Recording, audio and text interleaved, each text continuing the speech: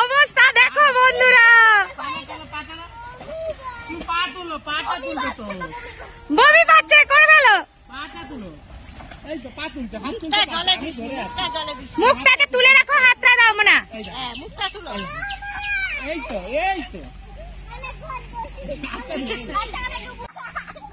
আরে কিচ্ছু হবে না, তুই নিয়ে না, দুই হাত দিয়ে, দু হাত দিয়ে হাত দিয়ে টান, নাকে মুখে ঢুকছে। শুভ একটু তুলে রাখো। না না আমি ধরে রাখছি না, তুমি ওই হাত দিয়ে টান। আমি দুবার ঢুকেছি, তারপরে পারফেক্ট হচ্ছে। একবারে তো না, ঠান্ডা লেগে যাবার ভয় আছে। ও বাস না। দেখেছো বন্ধুরা আমার মেয়ের অবস্থা? সাঁতার শেখার প্রথম দিনই কি পরিমাণে যে ভয় পাচ্ছে।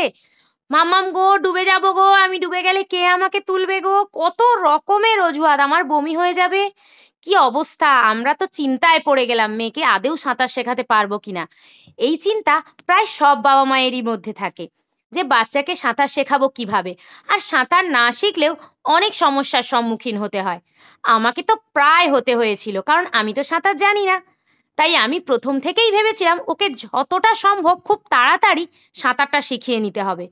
এই বছর তাই প্রথম বাড়ির পাশের যে পুকুরটা আছে, নিজেদেরই পুকুর বলতে পারো, সেই পুকুরে নিয়ে গেছিলাম সাঁতার শেখানোর জন্য। প্রথম দিনের যা অভিজ্ঞতা হয়েছিল, তারপরে তো রাতের ঘুমই উঠে গিয়েছিল আমার। কিভাবে মেয়েকে সাঁতার শেখাবো, আমি তো নিজে সাঁতার জানি না, কিন্তু ওকে তো শেখাতে হবে।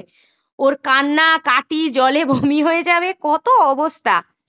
তারপরে অনেক চিন্তা ভাবনা করার পর একটা পদ্ধতি খুঁজে পেলাম। কি বলো তো বন্ধুরা, সমস্যায় পড়লে তবেই সেই সমস্যা সমাধানের রাস্তাও পাওয়া যায় তাড়াতাড়ি। সেই জন্যেই যে টেকনিকটা পেয়েছিলাম খুবই সহজ, এবং সবার বাড়িতেই প্রায় এই জিনিসটা থাকে। আমাদের যাদেরই এই সমস্যাটার মধ্যে পড়তে হয়েছে তারা কিন্তু এই জিনিসটা ট্রাই করতে পারো।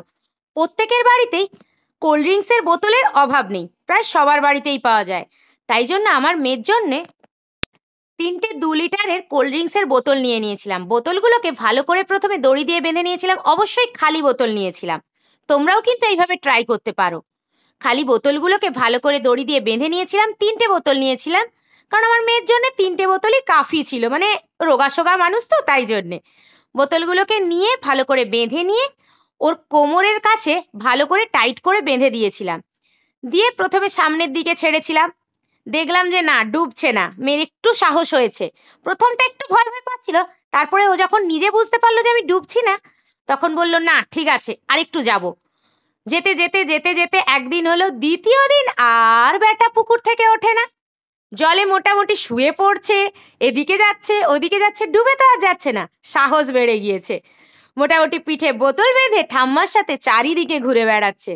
আর মজা করে বলছে, মাম্মা আমি আর ডুবছি না, পুকুর থেকে আর উঠবই না। টেনে তো তোলাই যায় না মেয়েকে দুপুরবেলা। আরে উঠে আয় রে, উঠে আয় রে, এত জলে থাকতে নেই, ঠান্ডা লেগে যাবে, কে কার কথা শোনে। যেই মেয়ে দুদিন আগে কান্নাকাটি করছিল, জলে নামতে ভয় পাচ্ছিল, সেই মেয়েরই ভোল চেঞ্জ হয়ে গেছে।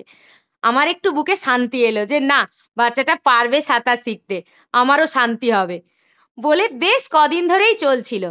প্রায় 15 দিনের মাথায় আমার মেয়ে কিন্তু জলে মোটামুটি সাঁতারটা কাটতে পেরে গেছে। হ্যাঁ, বোতলটা বাঁধতে হয়েছে, না বাঁধলেও মোটামুটি এখন হাত পাটা নাড়িয়ে একটু এগিয়ে যেতে পারছে। একদম যে ভয় পাচ্ছিল সেটা নয়।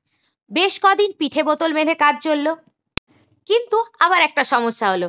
পিঠে তো বোতল বেঁধেছে, বেশ তো হাত দিয়ে এগিয়ে এগিয়ে চলে যাচ্ছে, কিন্তু পা তো বেটা মোটেও তুলছে না।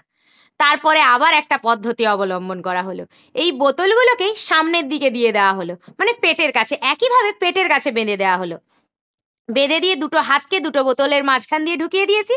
ব্যাস, হাতও এগোচ্ছে, পাও পেছন দিকে একটু একটু করে ছুঁড়ছে।